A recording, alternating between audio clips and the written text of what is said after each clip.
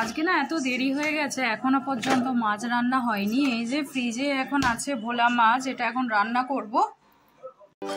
বাবা জলে হাত দেওয়া যাচ্ছে না, এত গরম জল দিতে দিতেই মাছটা পুরো বরফটা গলে গেল, মানে ট্যাঙ্কি দিয়ে পুরো আগুনের মতো জল বেরোচ্ছে।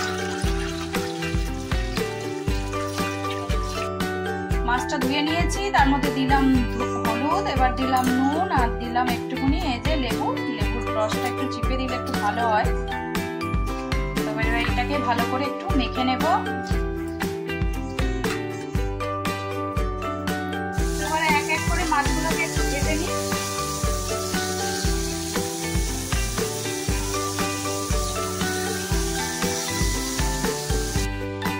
মাছগুলো ভাজা হয়ে গেছে, এবারে তুলে নিই। তো কড়াইতে তেল দিয়ে দিয়েছি, এবার দেবো অল্প একটু গোটা জিরে। গোটা জিরে ফোড়ন দেব, ফোড়ন দিয়ে একটুখানি ফোড়নটা হয়ে গেলে এবার দেবো এর মধ্যে পেঁয়াজ আর টমেটো বাটা। তো পেঁয়াজ আর টমেটো একটু ভাজা ভাজা হয়ে গেলে এর মধ্যে দিয়েছি নুন, হলুদ আর দেবো অল্প একটু গুঁড়ো লঙ্কা দিয়ে, আর এখানে আদা রসুন পেস্ট বানিয়ে রেখেছিলাম, তো সেটা দিয়ে দেবো।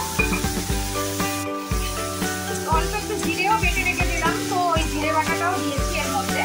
আর গুঁড়ো জিরে আমি আর ইউজ করলাম না, বাটা আছে যখন সেজন্য ওটাই দিয়ে দিলাম। ভালো করে মশলাটা কষিয়ে দিতে হবে।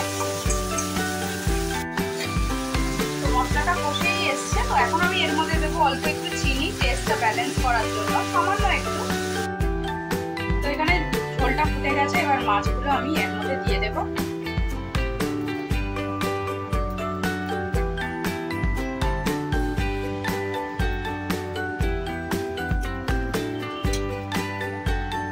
এবার 10 মিনিট ফুটে গেলেই আমার ভোলা মাছের ঝাল একদম রেডি হয়ে যাবে। ঝাল না ঝোল চাই বলো, তো একদম রেডি হয়ে যাবে। তারপরে আমি লাঞ্চটা করে নেব।